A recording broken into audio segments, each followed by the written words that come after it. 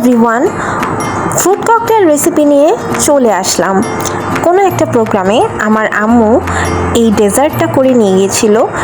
Mainly আমার cousin এই ডেজার্টটা বানিয়েছিল আমাদের বাসায় এসে।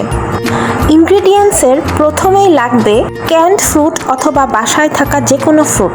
আমরা ক্যান্ড ফ্রুট নিয়েছিলাম। টক দই লাগবে এবং টক দইয়ের পানিটা কিন্তু অবশ্যই ঝরিয়ে নিতে হবে। এরপর টক দইটাকে ফেটিয়ে নিতে হবে, সাথে কনডেন্স মিল্ক আর ডানোর ফ্রেশ ক্রিমটাও নিতে হবে।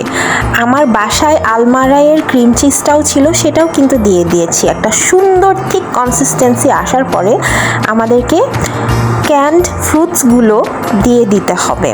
ক্যান্ড ফ্রুট চুজ করার একটাই উদ্দেশ্য ছিল যে অনেকক্ষণ এটা ভালো থাকবে।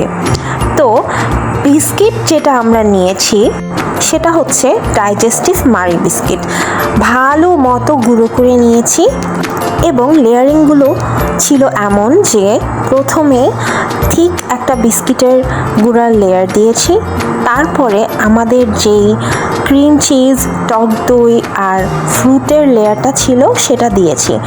এরকম করে আমরা 4টা লেয়ার বানিয়েছি। মানে 2টা লেয়ার বিস্কিটের ছিল আর 2টা লেয়ার ছিল ক্রিম চিজ, টক দই আর কনডেন্স মিল্ক আর ফ্রুটসের।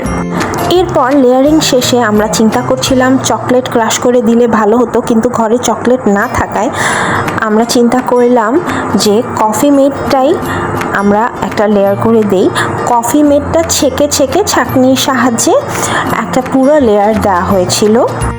এর উপরে আম্মু চেয়েছিল স্ট্রবেরি লেয়ার করে কুচি করে দিতে, কিন্তু সময় সাপেক্ষ না মিলার কারণে এবং শর্টেজ থাকার কারণে আমরা এটা দিতে পারিনি।